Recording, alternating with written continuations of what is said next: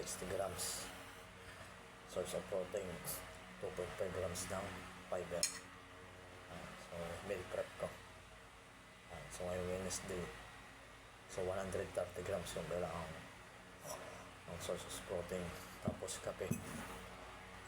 So, coffee. So, ito yung meal prep 1 ko.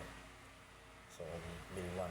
Tapos, ang goal ko is bulking pace. 65 kg. So, pag bulking pace, pag sinabing bulking pace is kakain ka ng 6 na beses sa isang araw. Pinaka papalay yung 4, 5, 6 meals. So, hanggang mahit mo yung goal mo na 65.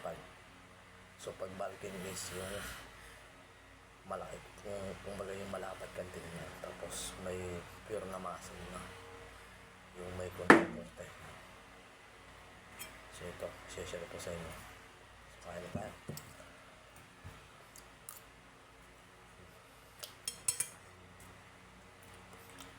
Kasi ang isa nito, 6 grams ng isang protein. So, total of 60 grams. So, ito yung pinaka-protein na kulay puti.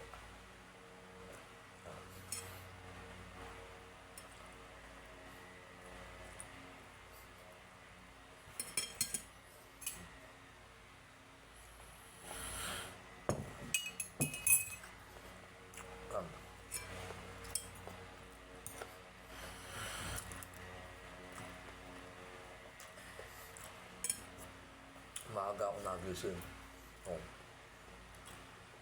Nagpe-prepare ako ng meal prep ko.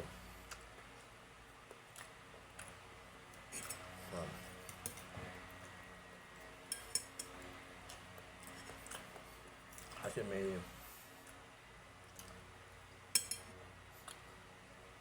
pinaghahandaan ako na competition.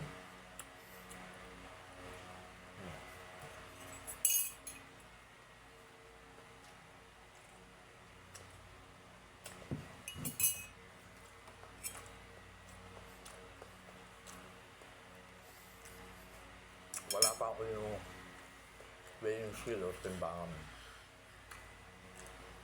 So, bali calorie surplus.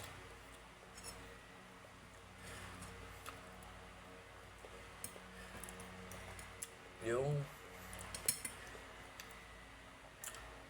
weight ko is nasa 50 kg.